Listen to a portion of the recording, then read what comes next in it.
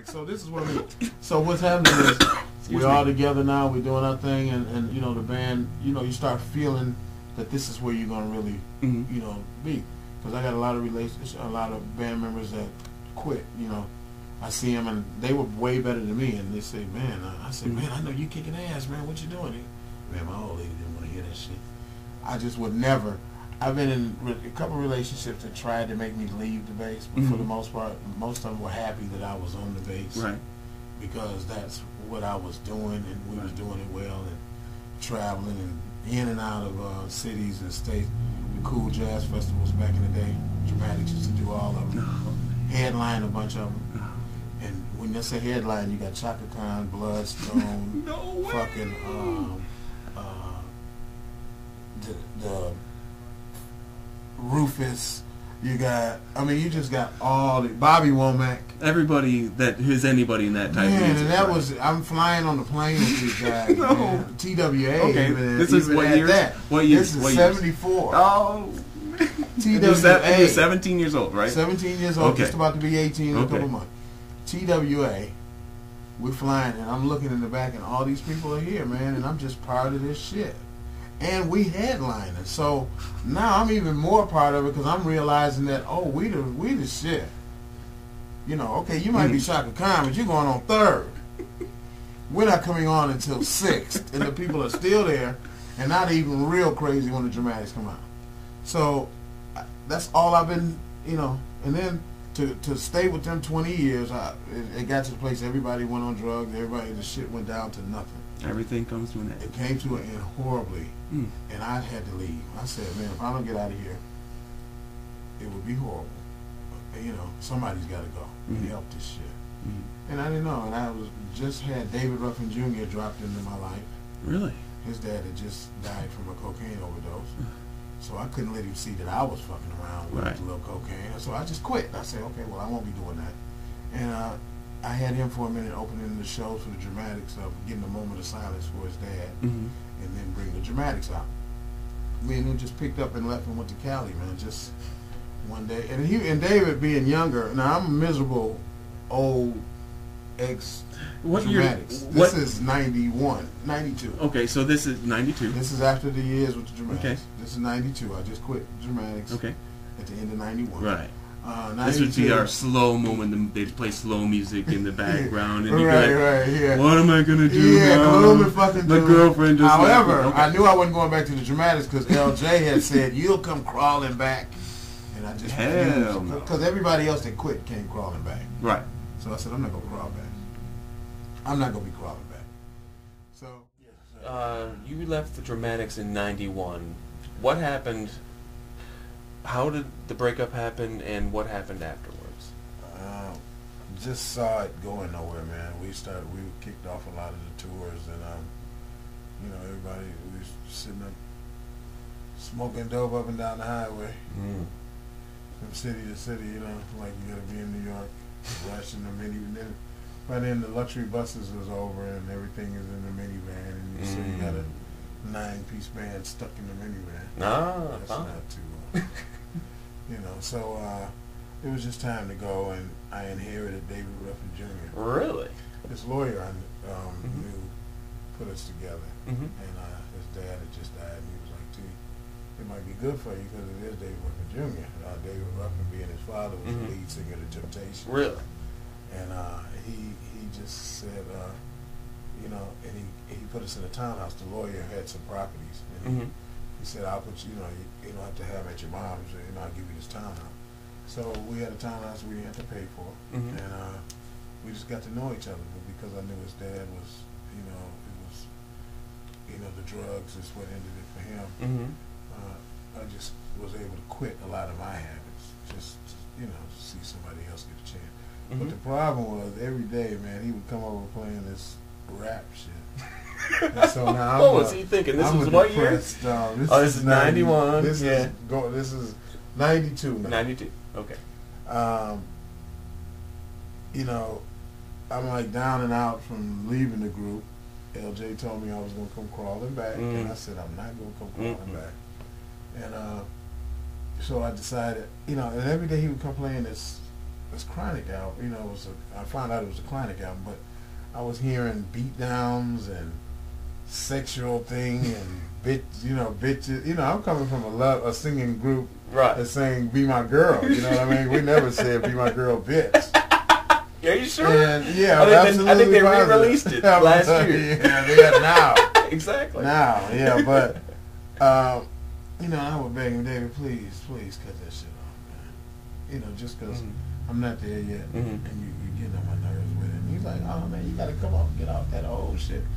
So just being young kept me young, because I could have easily just, by that time, just fell on in the ranks, you know, with the responsibility and then a guy that's just geeking you up every day. So we decided to move to California and drove all the way, you know, across, seen all our little friends. They laughed at us leaving because we was in a old Chevy Impala 72. Great gas way mileage. Down. And with gas is cheap there. Way down. And yeah, because we probably got it in, about $1,200 got us to California. Really? Maybe not even 1,200, maybe about 600 to tell the truth. But you know, everybody laughed, like, you know, because, you know, people, they don't know they're laughing, but they're sitting in a rut because they're not even willing to take a chance and go somewhere.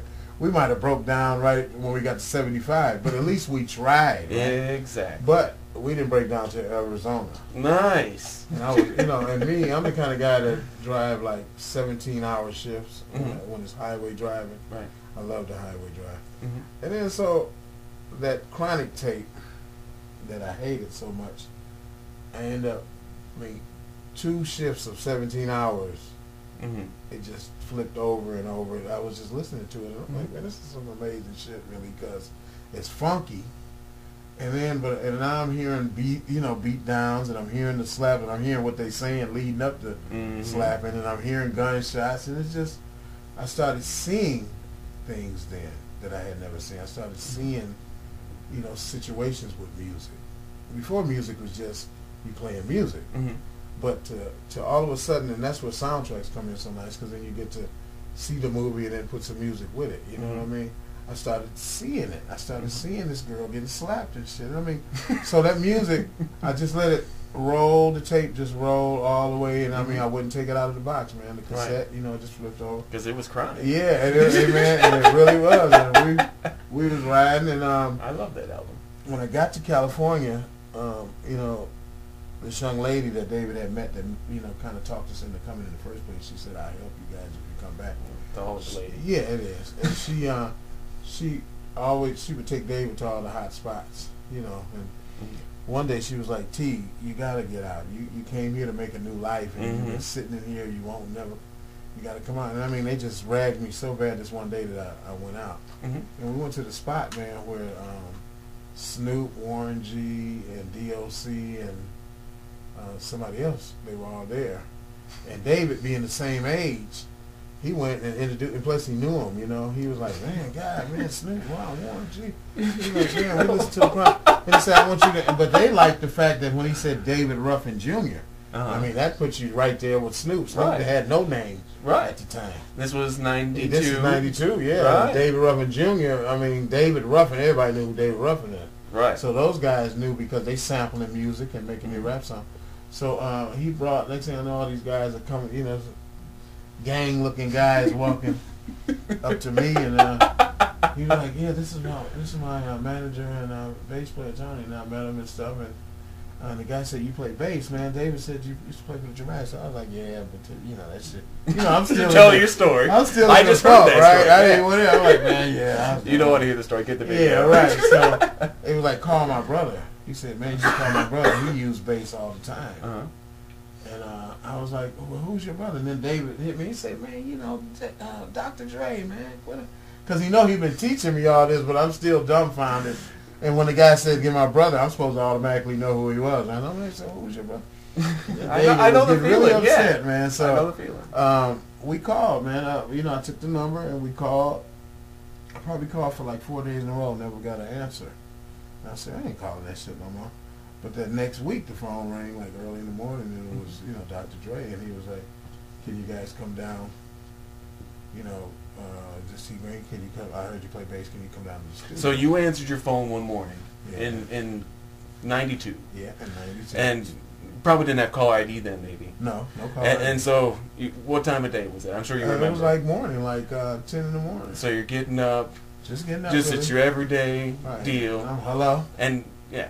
And he said, yeah, this is this T Green? I said, yeah, who's this? He said, it's Dr. Dre.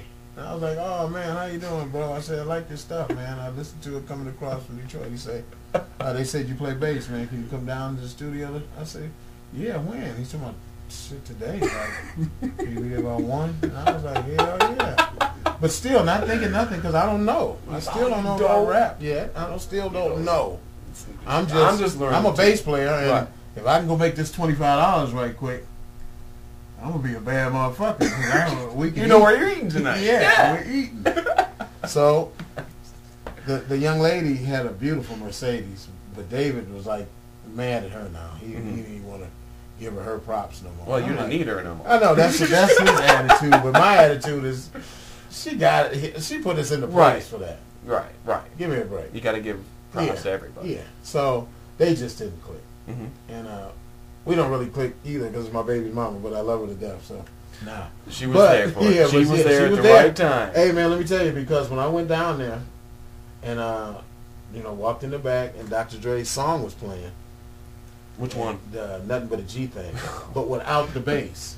And he said, do you know this? And I was like, well, I heard it 100 times, man, but I said, I can learn it right quick for you. He said, no, I want to see what you would have played on it. Don't ask Tony Green what would he play on a beat like that. And not play that part. I played 100 other bass lines, never even coming close to the part. He was like, stop, I got to have you, man. How much? And I was broke enough and down and out enough to say, shit, $20 every time we get together. And if he would have frowned, I probably would have said $10. He would have been frowning because it was too low. And he was I would have been going lower. What was his face? For the first time, I shut the hell up, which is new. Because over the years, I've learned to be my own worst enemy in situations. I think that comes with all musicians. Yeah. So for the first time, I shut the fuck up. Right. And he said, man, I can start you off today, man, $700 a week, man. I need you, man. I said, $700 doing what? He said, just make up the bass line. I'm going to drop drum beats, and you make up the bass lines on it. What I should have said, because I've been getting royalties all my life, I should have said, well, on some back, because can we write together? Can I get 25% of? Because those records that I'm 10%. Playing on are, 5%. Let's see. What are the songs that like you play? Gin and Juice, Murder Was the Case. All of the Snoop's first album. Is your name listed in the albums? Yeah. Which I kind of. They list rap. I mean, they never listed musician credits before. Now, the thing is when I was doing research, I went out and got Chronic. Right. Because I thought that was the one that I would see. No, Mr. because T Money's. But it comes to find out that it's even better than that. I was drawn in. I love NWA. Yeah. What a spectacular first album. Right. Everybody knows. Right. That knows. Yeah. But I got Chronic, and I was just absolutely blown away as well. It was more immediate because I knew what I was listening for. Right. But I was like, wow. And because I thought I was going to see you, but you weren't there. I was like, right. Gee, what? I was hoping, where's your name? Right, remember, this is what I listened to coming across. That's why it's even better that that was my first deal. So what albums and songs? So, but wait. Okay. The Chronic was a blast. Oh. And even though I wasn't on it, watch this. I was on it because they did a Let Me Ride remix. That wasn't on the album, but it was a big remix of that song. Really? Which is even bigger because I had by then brought George Clinton in, a good friend of mine. Yeah, who's that? George Clinton. Oh, yeah. Who was Dr. Dre's idol. George Clinton from the Funkadelics is Dre's idol. I bring him in as my uncle. Plus I call George my dad. That's my dad. I say dad, right? Because I've been knowing him that long. I wrote songs with George.